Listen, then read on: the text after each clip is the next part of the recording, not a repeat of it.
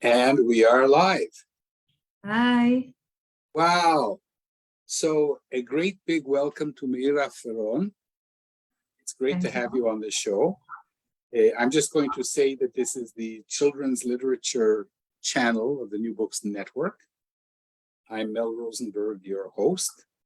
And I have a wonderful privilege of having here a wonderful human being who's a publisher, an author, a translator, an editor. Meira, you cover all the corners. Also, I sell books. I have a bookshop. Yes, and now you're. That. No, I didn't forget it. I didn't want to mention it unless you did. And you're also a bookseller now. Will you be in the store? Not really, maybe sometimes because I like it, but we have a bookseller there and a manager, but I'll be there. Yes, I will. I love being in books. Yes, so you're launching a flagship bookstore. Yeah, the name is Reading, because Reading is a building in Tel Aviv. It's a lighthouse. It's an iconic building in Tel Aviv, and also it's the word reading when you read a book. So. Oh, and I thought of the city Reading in England. No, it's Reading, R-E-A-D-I-N-G. Yeah, but so is Reading in England, and that is where Oscar Wilde was in prison. Not so great. No, but I mean it's another reason for calling it Reading. Yeah. Wonderful. So where shall we start? Let's start with you, Meira. I really don't know anybody like you. We're going to talk a lot about publishing, but let's talk about you as a child and growing up in Tel Aviv and elsewhere. What do you want to know? Oh, it's not me. It's what the audience wants to know. I want to know every little detail. Okay. So I was born in Tel Aviv. And when I was 1 year old, we moved to Canada. When I was Canada. When I was 5 years old, we came back to Israel, to Tel Aviv. My parents are from Tel Aviv. But then when we came back, they moved to Ashdod. You know Ashdod? I know. Yeah. So we moved to Ashdod because my father got a job there and my mother ran a school there. So we went there. But today everyone is back in Tel Aviv, my sisters, my mother, everyone. So that's it. Okay. And I was in the army. We're not there yet. Okay. We have a lot of time. So so you're a little child, and how did you fall in love with literature?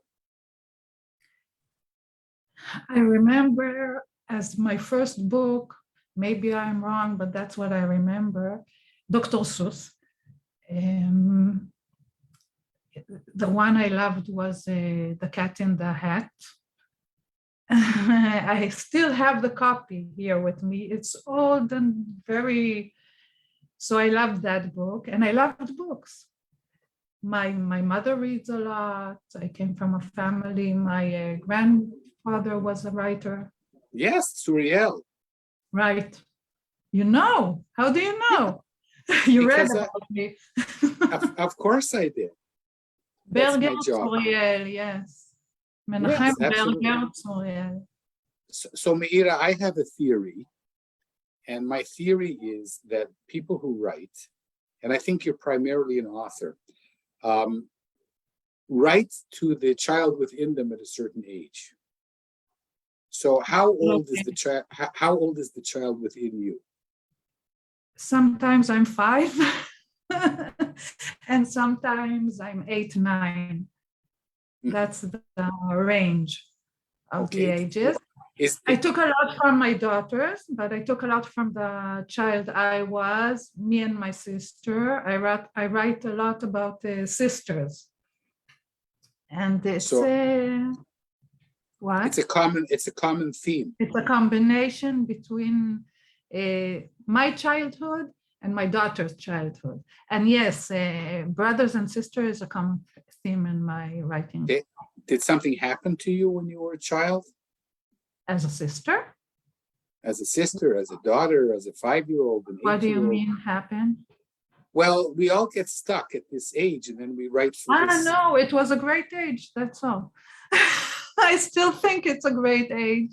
I look at children at this age, it's a great age. They're so smart and funny and imaginative, and they're great. I love children.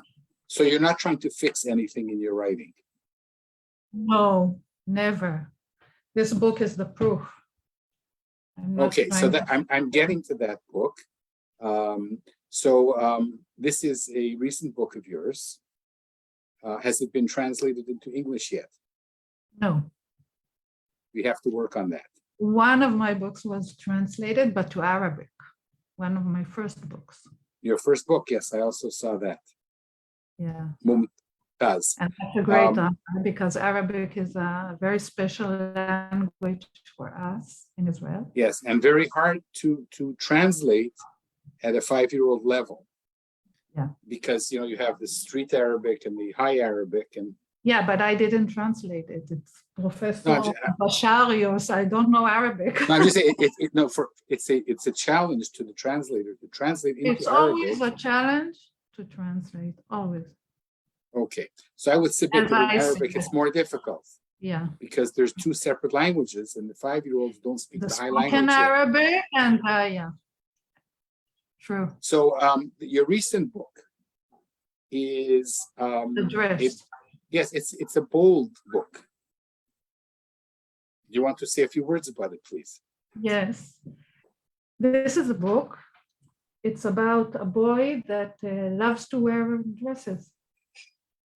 His name is Ami, and he loves to come to his friend. She's a girl. And then he goes to her closet and takes out a dress. He wears it. They put on music, and that's it.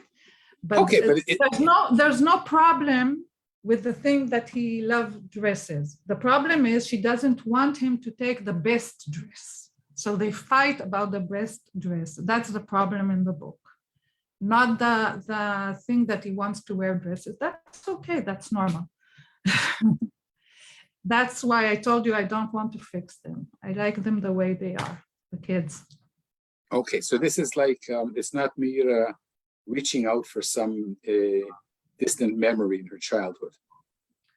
No, but this is a boy that came to our house, to my daughter when she was in kindergarten, and that's what they did. He loved dresses. That's why he loved to come here, because we didn't mind him wearing the dresses. And I loved him. He was beautiful. Okay, there you go. That's it. So, and you've written about a dozen children's books. Yeah. Mostly picture books. No. No. Maybe mostly. Half and a half, something like that. Okay, so you write picture books and, let's say, middle grade for the Yes. 5-year-old Meira and for the 8-year-old Meira. Yes. This is serious. For the bigger kids. Wonderful. We have to get them translated into English, Oh. I know some English translators. They are very loved in Israel. Yes, of course. I know some translators to English. Yeah, someone translated the first one because Deborah Harris wanted it in English. She wanted to try and sell it. I don't know what went on with that. Nothing. Okay. Well, we have to pursue. We have to pursue this dream. Yes. These dreams have to be pursued. Yeah. So this is one of your first interviews in the English language, and you have here an opportunity. It's a big problem. To reach out to the world and talk about your publishing career. And as we talk about your publishing career, I have to give a disclosure because you are now my publisher. Right. And I feel like the luckiest man in Israel. I'm lucky because your book is great, really great. Emily and War. And so we're not going to talk about my book today. Just want people to know that you and Yotam picked me out of, I don't know, thousands of manuscripts. I say you picked me because I really believe that our manuscripts are us. Mm-hmm. And certainly, so you're my hero. I just want that to be out there. You know, and so Yotam, as you said. Yes, and Yotam. So, you know, this is my disclosure. Yotam will be on the show in a few weeks. And what I want to know really is how you became a publisher. You know, people don't want to be publishers, and Really? you became one. They don't want to be publishers? It's a difficult business. It is. It is. So walk us through this, please. It's not a good business for making money. You won't be rich. A new definition of what a business is, right?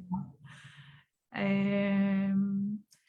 But it's so, so wonderful. I love it. I do only things I love.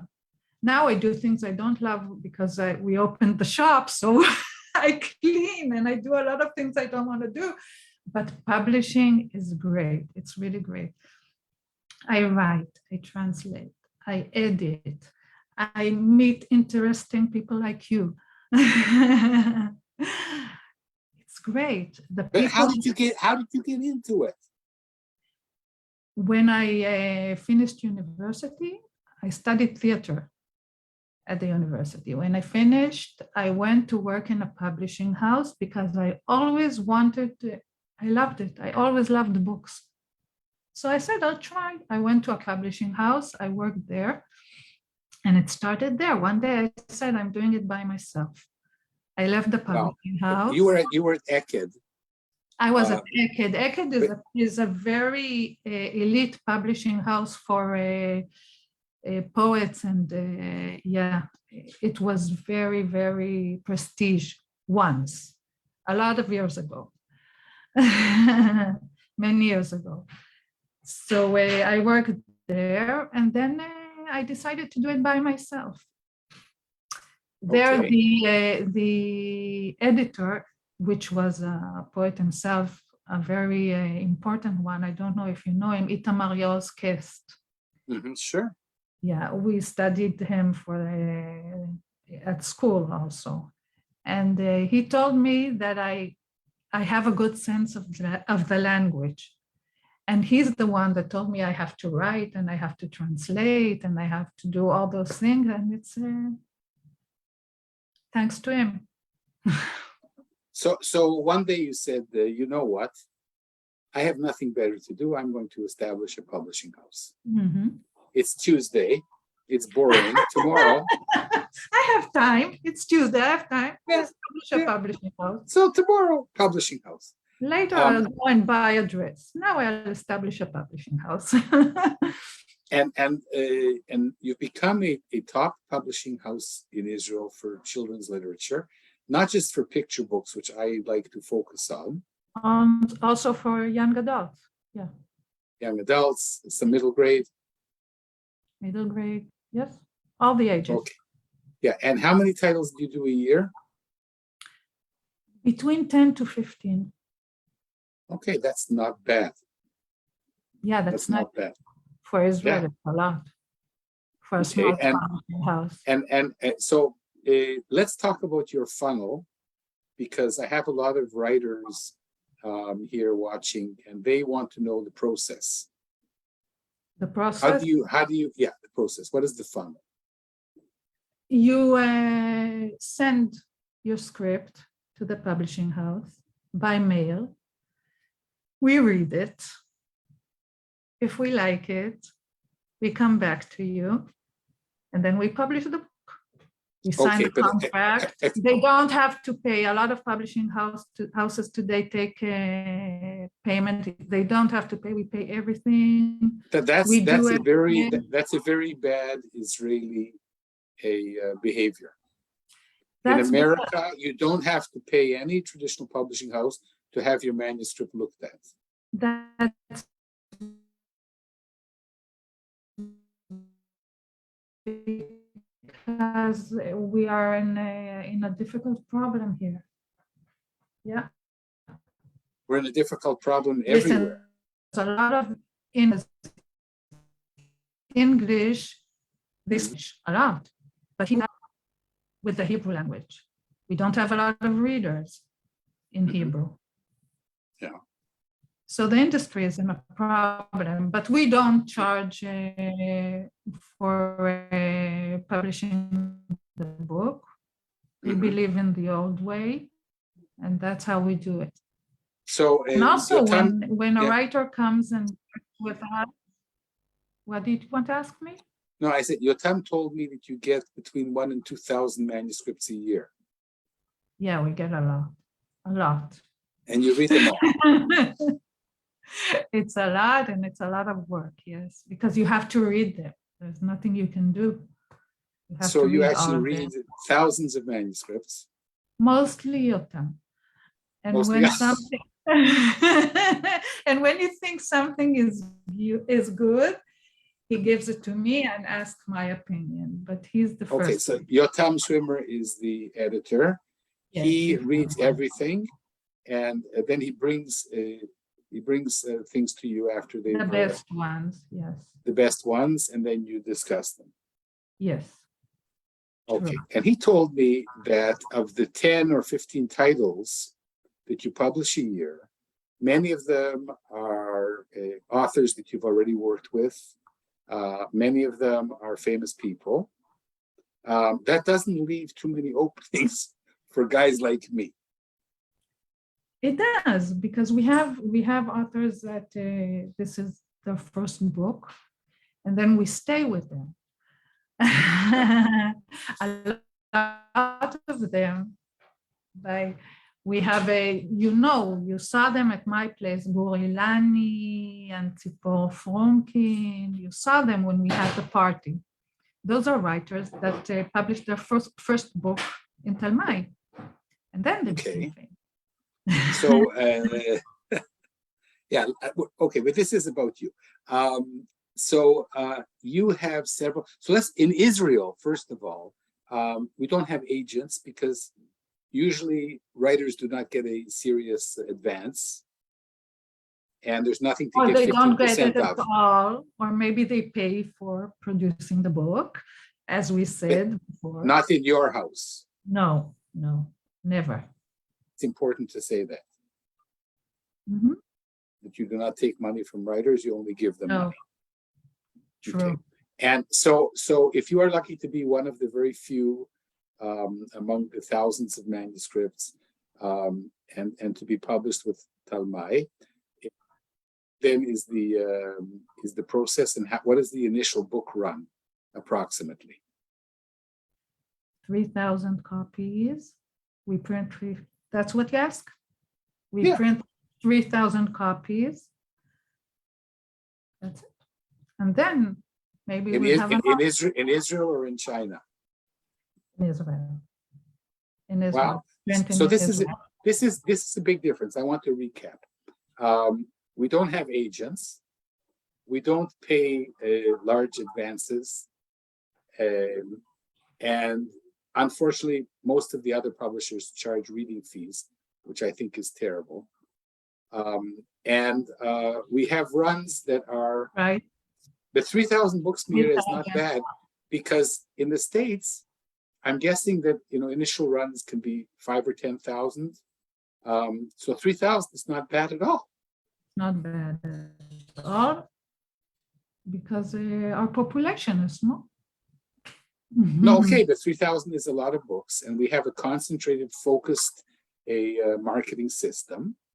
Mm-hmm. You want to mention that? How do you market the books? We work with Yediot Sfarim. Yediot is a part of the Yediot Achronot group.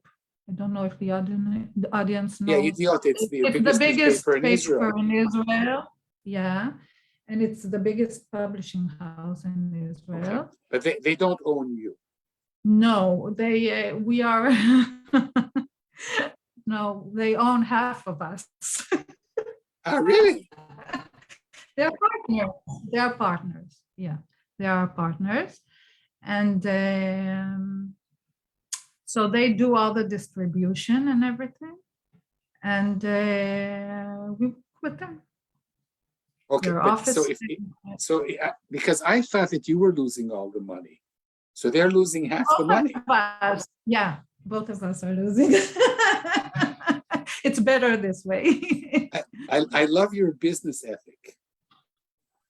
I also have a publishing business that loses money. Okay, so but do you want to talk about the pajama library in Israel? There's nothing for me to say because none of our books got in there. I'm sorry to say. We won a lot of prizes and really it's, but pajama, somehow they think our books are too complicated for them. Maybe one day they will like some of our books. Okay. They love them, but they say they are too complicated. Okay, but can you tell the readers a little bit about the pajama library in Israel and how it works? Yes, the pajama library, I can tell what I know. I don't know everything, but the pajama library in Israel, you send them a script or a book that you want them to print and give as a present to children in the kindergarten and school. They print a lot of copies, a lot. So it's a lot of money for the publishing house, and it's a good thing, but they're religious. So when it comes to illustrations, if this girl doesn't, she has sleeves, but if she didn't have sleeves on her shirt, it would be a problem. Things like that. Or if something in the text doesn't go with the Jewish religion, it's a problem. So sometimes they ask you to change it, to change the illustration, to change the text a little bit, so it will fit them. But sometimes they just don't take it. They don't take books that children do something they think is dangerous, or they have a lot of rules. Like trying on dresses. But they are good, that they won't take. but it's good what they do because they really help publishing houses because there's a problem. And if you publish with pajama, with PJ, it's the best, money-wise. Yeah, but also we have to conform to their standards of what a good book is. That's a problem. That's a problem. And you know, make the money. There are things you can do. No, some publishers exist thanks to the pajama support. Yediot do a lot of their children books with the pajama. You know, by Rinat did a lot. Rinat Primo. Mm-hmm. You work with her too, right? No, not you. You know her? Mm-hmm. She was the editor in Yediot. Now she also established a publishing house by herself. You see, everyone wants a publishing house. Everybody wants to lose money these days. Yeah. So before we go back to writing. Is it possible for traditional publishers to make money here? They have to find a bestseller, and if they have a bestseller, they can lose with the other books. If they have Harry Potter or something like that, they don't have a problem. Everything is fine. Even for the Israeli publishers, mm-hmm. They translate it to Hebrew and they sell a lot. But other books don't sell like that. So you need 1 or 2 bestsellers every year, and then you're fine. So among the 10 or 15... I don't have. We can only hope. We can hope that someday one of them will be. Well, yeah, I have steady sellers, books that okay. I'm hoping that I will help you not to lose money. Yeah, I hope so too. Okay, so let's go back now. Before we go back, You have at least one book translated, which is one of my favorites. Perhaps my favorite picture book as an adult, which is Robert Munch's famous book. Yeah, I love it. This one. Yes, the paperback princess. Yes. And so, how did you get that? Didn't that cost a lot of money? No. Really? Yeah. And you weren't the one who translated it. No, Ronit Rokas worked with me then, and she translated picture books, and I translated young adult books. Mm-hmm. I'm sorry for one word in that book. In Hebrew? Yes. I didn't translate it. Which book? Nice. Which word? Which word? No, in the English, at the end of the book, she calls him a bum. Mm-hmm. A bum, in Hebrew is like chatichat tachat, and she was just too kind for my taste. In Hebrew, she says, you are worth nothing. It's not a bum. Anyway, I when I saw that you translated that book, I got doubly excited because that's one of my absolute favorites. But I translated me myself. No, I mean when the publishing house got the rights. Yeah, but I translated. Don't you know the Velveteen Rabbit? Yes, of course. It's also a great book. Great book. Absolutely. So of the 10 or 15 titles that you do a year, how many of them are going to be foreign? At the start, most of them were foreign, but at the last years, most of them are Israeli books. Okay. And it's great because now we have a community, as you know, with all the writers and the illustrators, and it's really great. But if somebody wants to submit a manuscript here in Israel to Tal-May, is it possible? Of course. So you will look at submissions by writers from around the world. And me, of course. So hey, to all the writers of children's literature, you can tell them to send me, of course. Well, we're doing that right now, Meira. Okay, do it. Hey, writers. Tal-May is a wonderful publishing house. It's run by this wonderful lady I'm speaking to. Thank you. Who loves books and writers so much that she's prepared to lose money. What do you like better, Meira, the writers or the books? Because you have assembled, I've never seen anything like this. You have a community it's like you're some kind of rabbi, you've assembled assembled the congregation. I love them because each one of them is they are great people. I have a lot in common with them, and I love speaking to them. And you were here. It's great. It's really great. They are fun. They are smart. They are intelligent. Okay, and they write. I'm not lonely, And they write wonderful books. They write wonderful books. So if anybody out there is a publisher, then you should know about Tal-May. Hopefully. Because we also want in the future to sell books abroad, in other countries. True. To translate them also.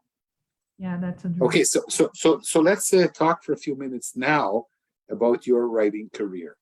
Mm-hmm. You've published about 12 books. You write about whatever you love to write about, and that's wonderful. And you don't care about the pajamas, and you don't care about the social mores, and bless you for that. But has the publishing impeded your writing? You write less now because you're busy publishing other people's work. No. Maybe I write less because I translate. So a lot of my time goes to, I'm translating this book. Do you know it? No. Felix Forever. So when I have to translate a book like this, it takes a lot of time.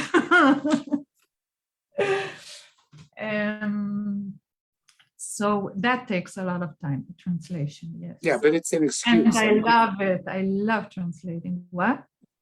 Is there like a thing, Meira, where you're busy translating? I'm going to be now a bit of a psychologist.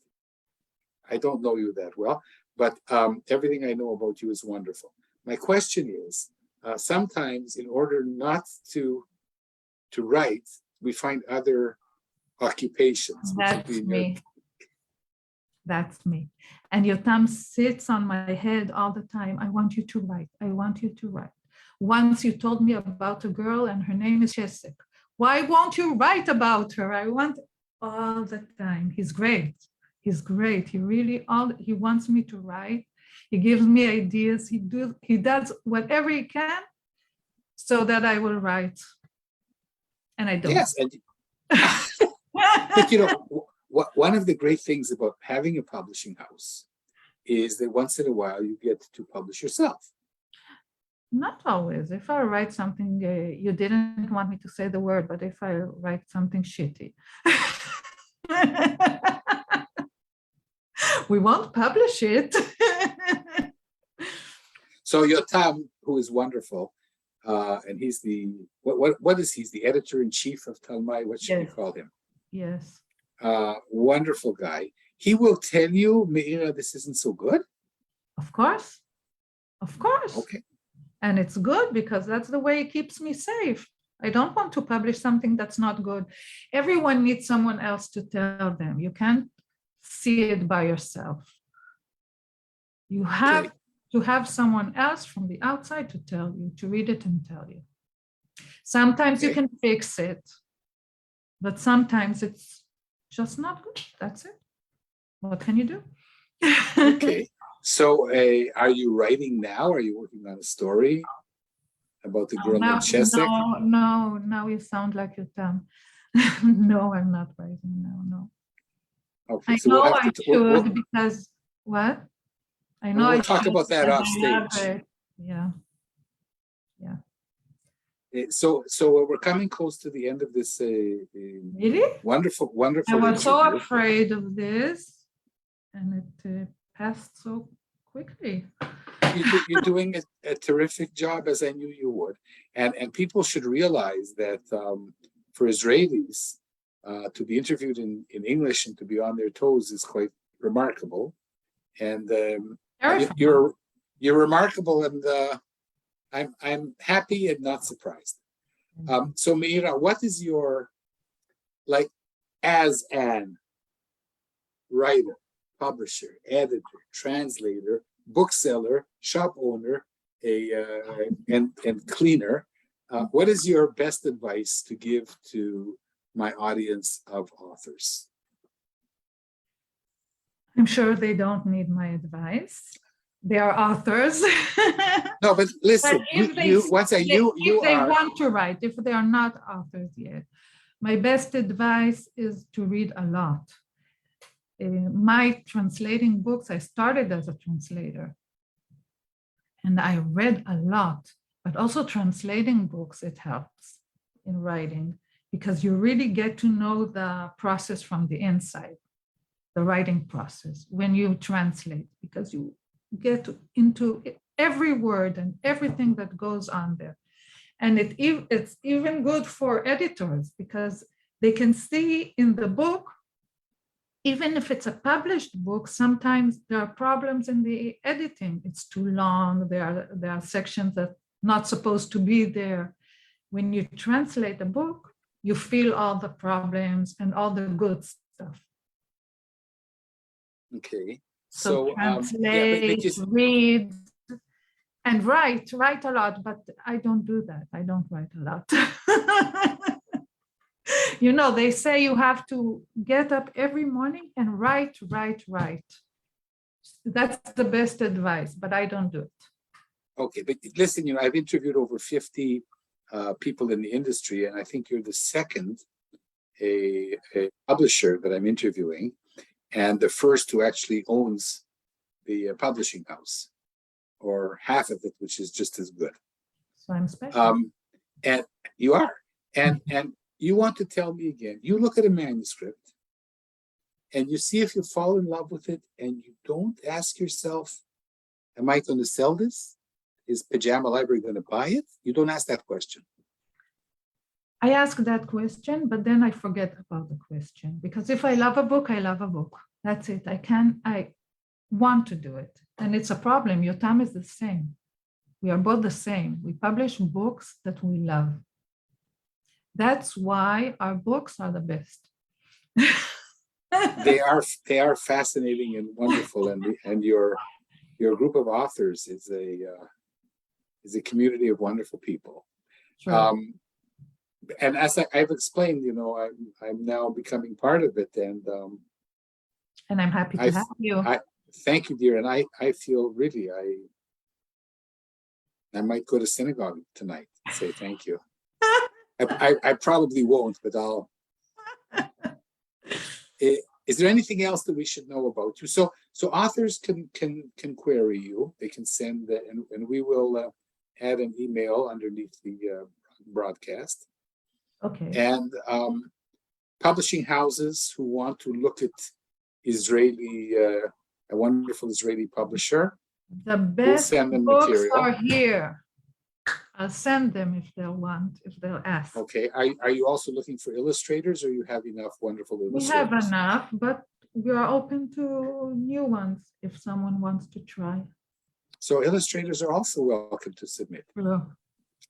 Do we have a submission page that? No, they just have to write an email and give me their portfolio, a link to their portfolio, and that's it. Okay.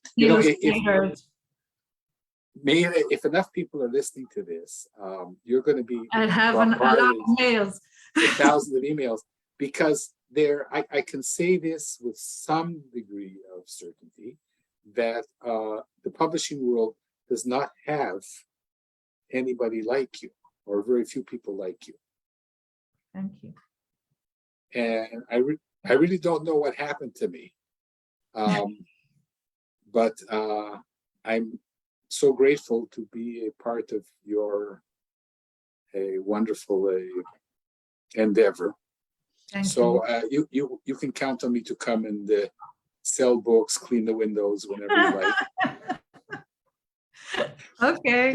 Is there anything else I haven't asked you, dear? No, you asked everything. So the wonderful Meira Firon. How do you like my accent in Hebrew? Meira Firon. Not bad. No, after 50 years in the country, not bad. It's amazing you don't speak Hebrew. Everybody has a secret, right? You're not interviewing me now, by the way. Okay, I'll shut up. I speak English better than most Israelis. That's enough. That's true. So we've been having this wonderful discussion with Meira Firon, who is the publisher of Tal-May, a wonderful traditional publishing house in Israel. You're welcome to write to her. Not only publisher, an editor, a translator, a writer, and a bookseller. And this has been great. And I am Mel Rosenberg, hosting the Children's Literature Channel for the New Books Network.